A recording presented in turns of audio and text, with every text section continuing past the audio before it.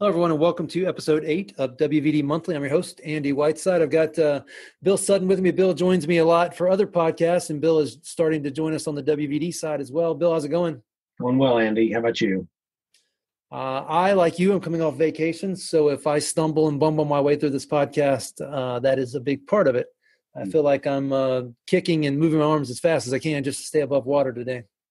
Yeah, I'm kind of in the same boat, but you were gone longer than I was, so. I came back. I got on the plane Saturday night and I had 1,200 unread emails, and I just about started to cry, but slowly working my way through. We've got with us Rob Shaw. Rob and I go way back. Rob, what was it, 2009? We were both working on in the Southeast team at Citrix as sales engineers? I believe so. I think you came in, didn't you start off on the XenTegra team, if I remember correctly? No, I was never on the XenTegra team, even though I wasn't a big XenTegra fan, which is an interesting story because I recently got big time let down. I have a virtual SAN technology that I was hoping would find its way to XenTegra, and finally the guys I was working with just gave up. They just couldn't get it to function quite right. But so you left Citrix and went several places, but at some point you found your way over to the FS Logics guys, and that has led you back to a Microsoft role, right? Correct. Couple tours at Citrix, some time over at Dell, and then jumping over to FS Logics, and now we joined with Microsoft some time ago, and every now and then I get to talk a little bit about FS Logics, but mostly it's about helping customers and partners that are kind of working with bringing VDI workloads over to Azure. So whether it's native WVD control planes, whether it's VMware or Citrix control planes, or something even different than that, we can help engage with customers to help help that path. Well, let's use that as an opportunity to explain to the folks listening the difference between WVD and multi-session Windows 10 enterprise desktops in Azure. You want to take a stab at that real quick? Yeah, absolutely. So, when Microsoft announced WVD, and one of the things, and maybe I've said before on one of these type of events, is WVD is kind of a brand new, well, now a year and a half or whatever old, a brand new 20-year-old product, right? Based on the backs of RDP, announced back in 1999-ish, right?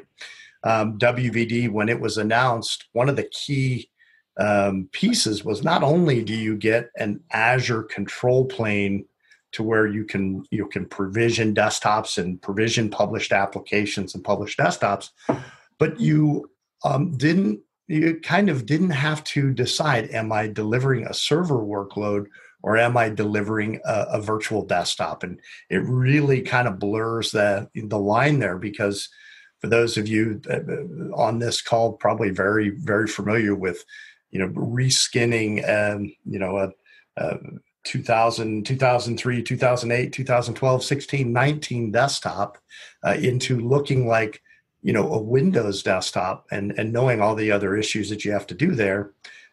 Or delivering VDI, being actually natively based on the desktop OS. What we did is we kind of crossed that line to where we can take a desktop operating system and make it multi-user capable. So just like that, we have what we first called Windows 10 EVD, which was an optimized virtual desktop OS for Win 10, now called Win 10 Multi-Session, that basically just has that ability to be native WVD. I have the regular desktop cadences of when it goes through updates. Your local Windows applications that come from the store or they're locally installed, they're all there. I don't have to remove admin tools the way I would have to do on a regular server OS. And I don't know, but for me, I spent many days reskinning those server OSs to look that way. So yeah, it's a great thing. And I would say probably, I think I saw a number of about 97% of the folks that evaluate WVD, Citrix Cloud, or Horizon on Azure, that is the desktop operating, or that is the operating system. I don't want to call it desktop operating system, of choice. So not only because it's easier, but things that we would have loved to be able to do years ago, which is eliminate maybe the need for the RDS cal or the VDA cal that aligns with your M365 licenses. So, hopefully it not only gives you good scale, simplified admin, as well as cost savings there too. Yeah, so I think like a summary, right, is Windows 10 multi-session in Azure. It's the only place you can do it is in Azure, and Correct. You don't have to bring your own license. That's part of your Office, your Microsoft subscription, not Office, but Microsoft subscription. It just makes Azure a really easy place to run a Windows 10 workload that can be also multi-session. Yeah, that's exactly right, Andy. Yeah. Really kind of streamline that to where, and I guess that's a key thing that you pointed out, that it is Azure only, and it's even further defined that it's in Azure as a either control planes from native WVD, Citrix Cloud, or Horizon on Azure, to where, meaning I couldn't do that as really an IaaS deployment. It has to be one of those native brokers. Yeah. And then the broker from Microsoft is WVD, and you can either choose to use it or not use it. And you can add, Citrix, VMware, others as your brokering technology and image management technology. Yep, exactly. So Bill, you're managing a bunch of teams, running a team that's doing a bunch of projects. This has come up in your world, I know. Any additional thoughts or comments on it? Well, the key differentiator here is Windows 10 multi-session, as you said, Rob. I go back a ways, and I've had to do the reskinning, like you talked about, and it was often a painful process. Users would try to do all kinds of nefarious things in their desktops, and because they determined it was a server and so forth. But I think the key here is Windows 10 multi-session, the Windows 10 native UI. The user, that we don't have to reskin anything; they see what they see on their desktop, if they have a regular desktop, in their virtual desktop. So it really makes it more uniform for them and more familiar. So Rob, this is your first time joining us, and I was explaining before what the normal context of this is, and that's really just to go over the Windows 10 WVD updates for the month, which this would be for March. If you're okay with it, let's hop in and cover those. You said earlier that this wasn't overly sexy, and it's probably not. However, it is stuff that people need to know, and if we can provide them with an easy way to get to this content via the podcast, and that's kind of the goal. The first one is updates to the Azure Portal UI for Windows Virtual Desktop. Can you help us understand what you guys have done there? Yeah, we're constantly, and folks that have used Azure and work in the portal, you'll notice regular changes. Sometimes something as slight as just the verbiage gets changed, or a drop down is slightly different, or new features get dropped in. So we do see that finding its way to WVD now that we are native Azure portal, which is fantastic for those of you who weren't around in the beginning, where we were really kind of built as a platform first, and putting the GUI in more recently.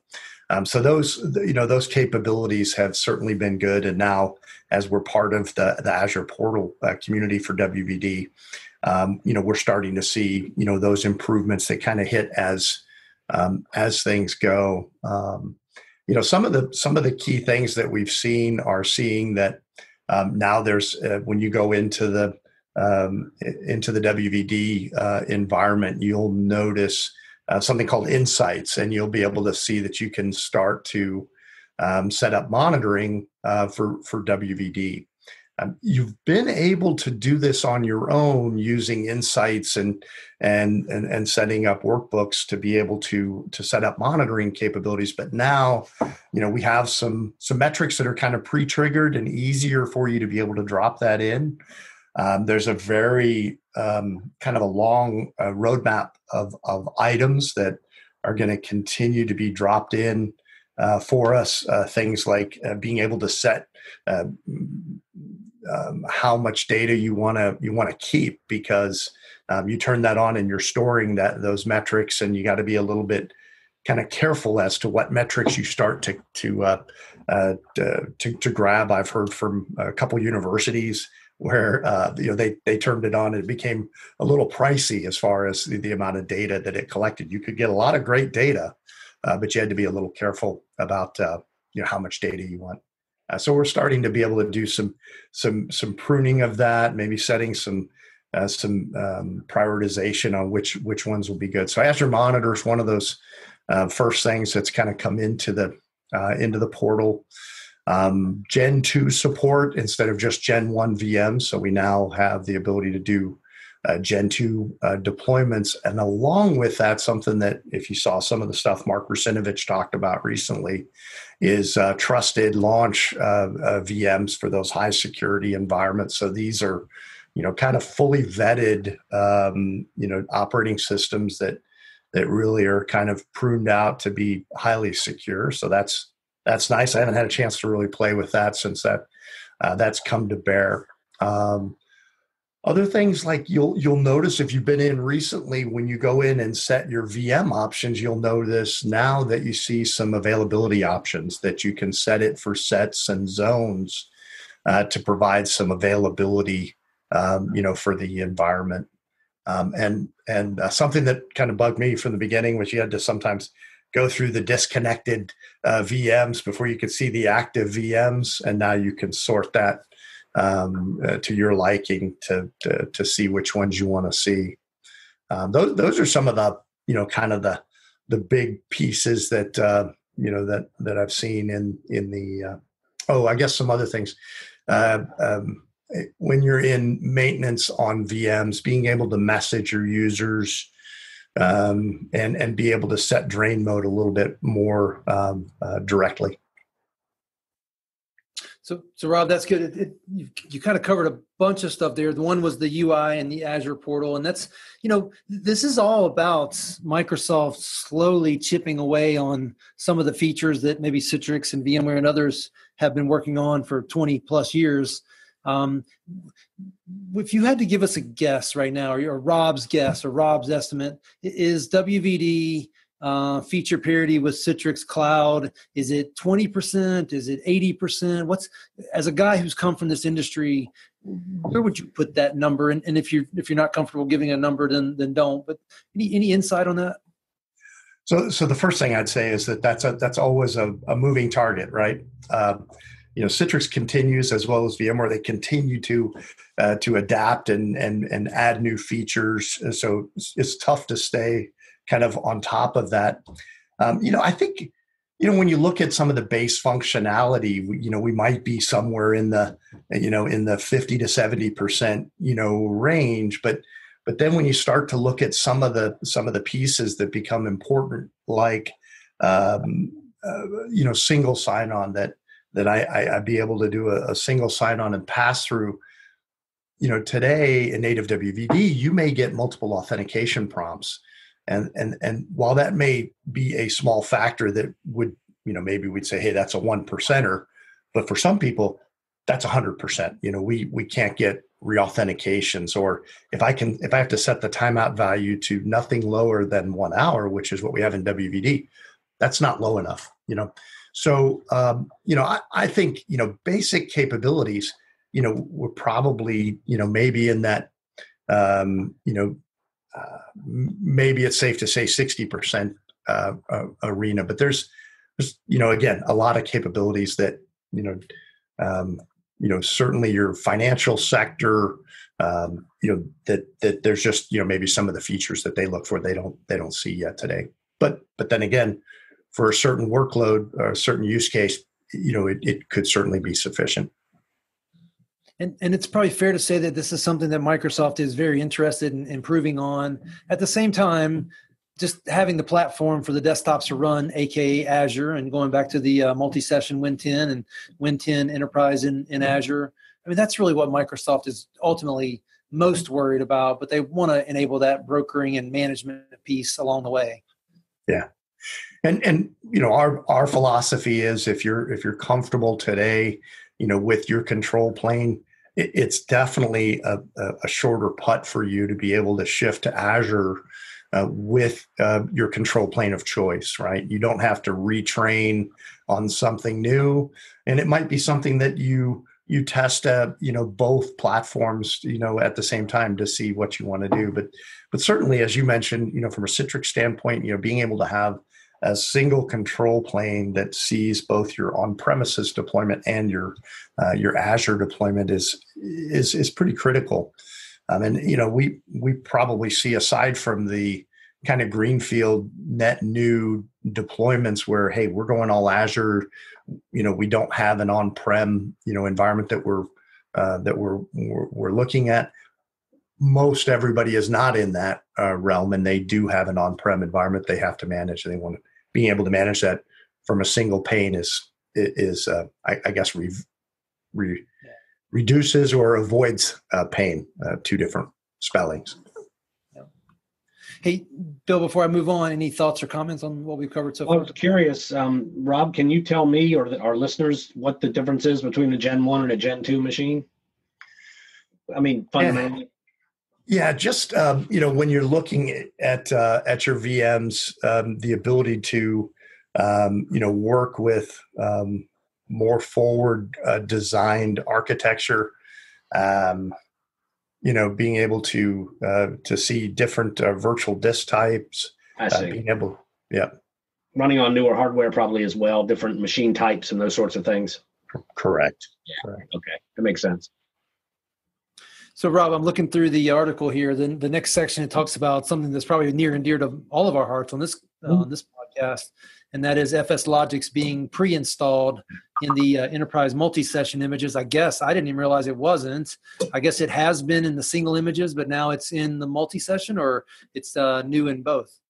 New in both, and it was something that was talked about way back I think about the time WVD went GA. That when we had the gallery images that. And we immediately had, or almost immediately had, Office baked into the image that we said, hey, FS Logics will probably be in there at some point as well. So it does come pre-baked in. It's not configured. Just know that the agent is installed. So, you'd have to set the options either in policy or in registry to enable, and specify whether you're using Cloud Cache or VHD locations, and specify where you're going to store that container, and maybe some of the other options. But certainly beneficial. And I think for folks that also want to leverage app masking, having that the agent's already there, that's just one less thing you have to do to your custom image.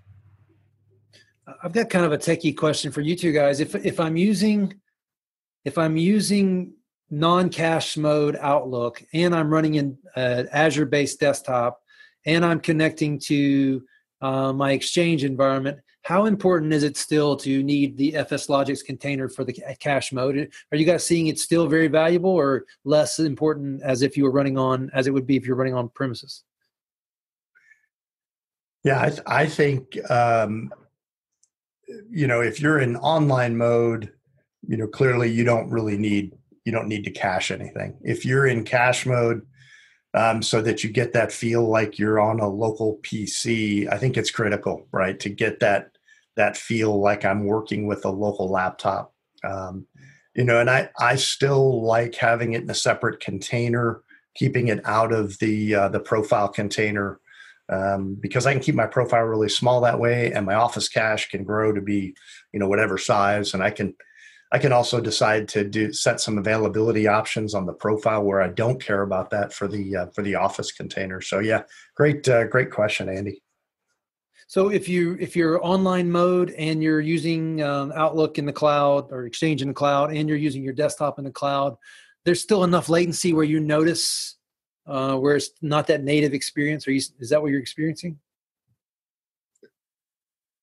Yeah. So if you're if you're sitting there kind of in online mode and you're working directly, with the Exchange server, let's say with Office 365, again, it's going to ignore any local cache in that scenario. So yeah, no value for a FS Logics cache. So I guess the main area where you're going to find maybe it won't be as snappy, and I guess searches and indexing and things they just can't happen, right? They've got to search real time. Yeah. So, when you're in, online mode, bypassing the cache, then your search requests are happening and executing at the Exchange server. So, any indexing is not going to happen at the local endpoint. One of the key things when you are in cached mode, however, is that now some of that capability that you used to leverage FSLogix to do search indexing, now that is kind of shifted to where that's now baked into the Win10 and Server 2019, VMs, to where that capability, you don't have to turn on that Roam search value for FSLogix, really, unless you're using, I suppose, older versions of Windows 10 or older server OSs, or possibly even Win 7. Yeah. So, Bill, any comments or thoughts on the FSLogix piece being built into the operating systems? Other than it's nice to see it now, because that's obviously one of the first things we do when we build these things out is get FSLogix installed and before we do the config. So yeah, just eliminates a step for us. So it's all good. Yeah, I think you're right on that, Bill. And I think especially the first thing we're usually doing is setting it up for a pilot or a POC. Mm-hmm. And, we always start with, hey, here's some Office apps, here's Notepad. Right. And, but you're going to need a profile right at the beginning, even though the next phase in your pilot is to customize that image, and you get to that then, but this avoids you from having to do that step right from the beginning. I think, on the FSLogix front, some of the other new things that were really neat is that where we always wrote to the app, to the program data log file, we now continuing to write there, yet we're also now writing to Windows events, which is going to be nice. It's stepping towards being able to get to kind of a traditional Microsoft, platform, right? Including being able to set some storage quota. Not quota, but how much consumption have I taken, in my container? Am I at 90%? Am I at 100%? Where am I on that? I think that'll be. Yeah, that would be very helpful. I'm really interested in seeing where that goes. So yeah, and maybe bubble that up into insights as well, for those administrators that want to be able to see how close their users are coming to the 30 gig, or whether they need to optimize them or what have you. Yeah, exactly. And I think a lot of us think that Cloud Cache also will probably at some point become the default methodology for how you write your container. Just probably not there yet today. No. But one of the cool things that came out is the ability to kind of set quota on your local cache that gets created in that environment, especially if you're on a multi-session. That becomes critical, because you could run out of drive space sometimes if you don't tune that. Hey, Bill, just a quick check. Has Rob's audio gotten really low on you as well? No. Bill, you there? Yeah, I'm here. I know. No, I haven't noticed that. Okay. Yeah, it must just be on my end. No worries. Okay. So, Rob, one last thing to cover here really is the Teams updates and what's happened there with WVD and Teams. Yeah, it's funny.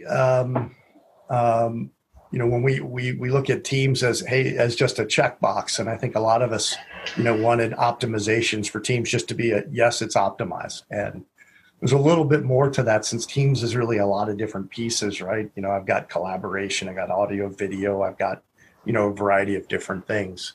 So some of the things that we saw were some CPU spikes, and that it has I think been improved by a factor of like 15%. I think I saw, to help kind of smooth that out for a lot of the different tasks that you do inside of Teams.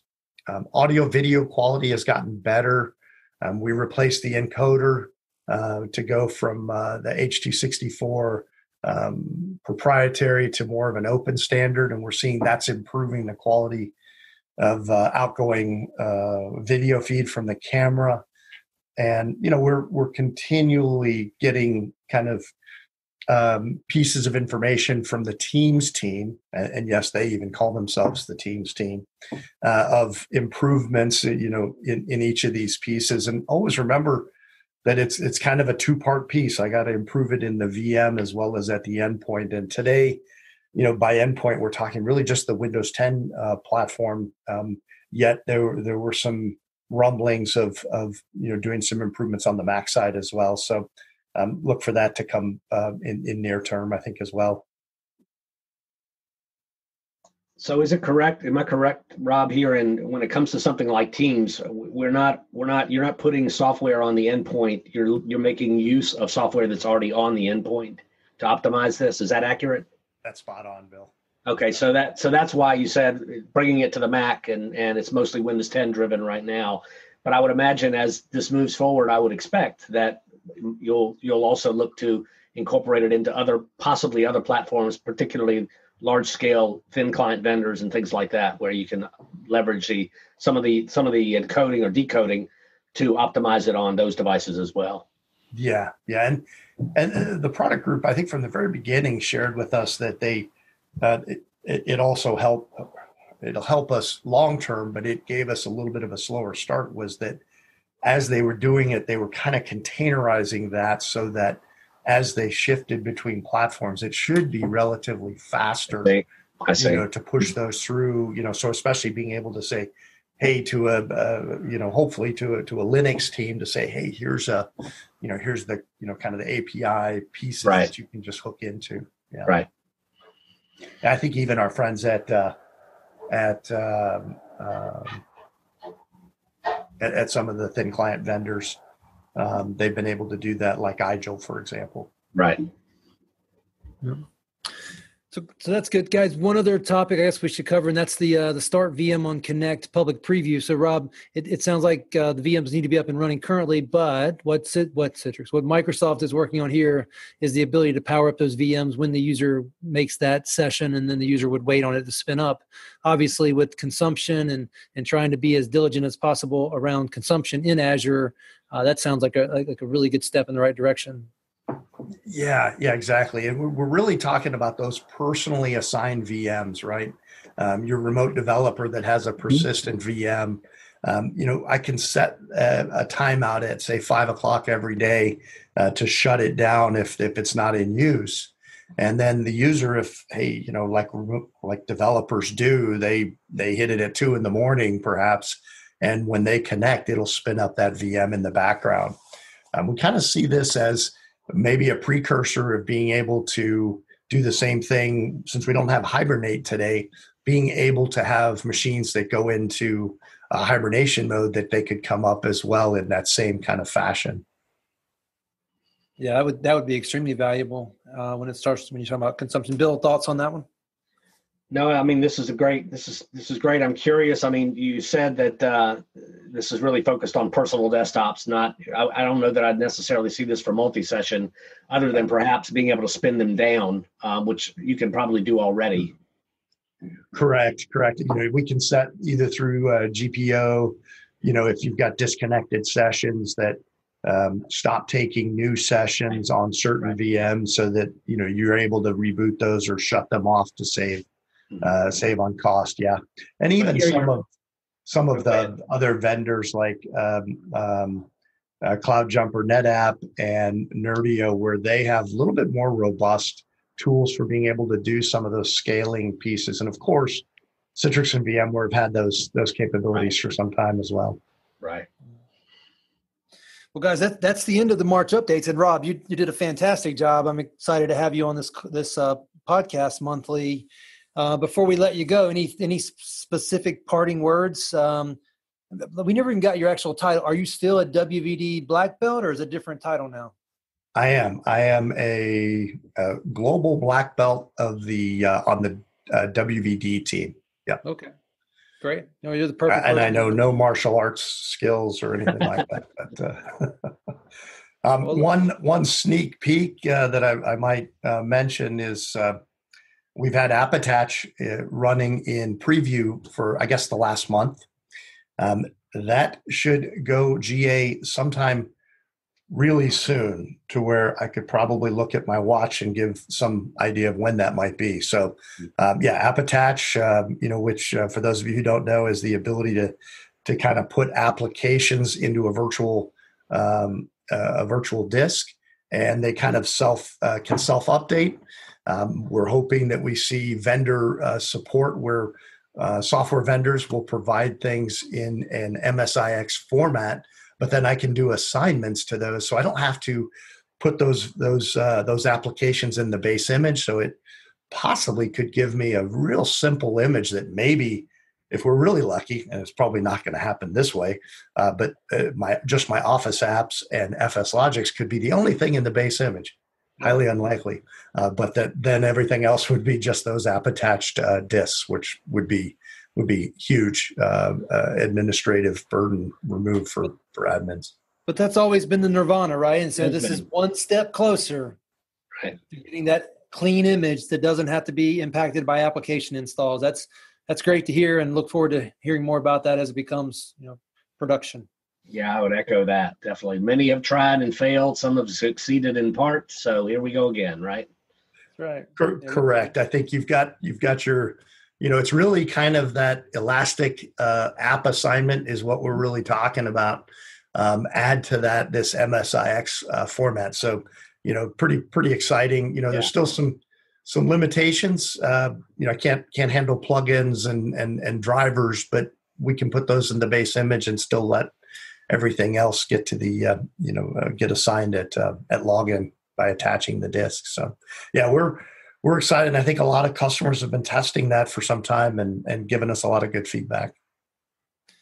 Well, Rob and Bill, I thank you for joining. I've got to run. I've got to go pick up my car. I just realized about 5 minutes ago I dropped my car off this morning at 7:00. It's now 6:00 on the East Coast, and if I don't run to the car, literally run to the automotive place, I'm going to be walking home, and it's about 5 miles. So I appreciate you guys joining. I thought for sure what you were actually saying, Andy, is you had to go pick up the Bronco that you're going to give to me. Yeah, I'll work on that one.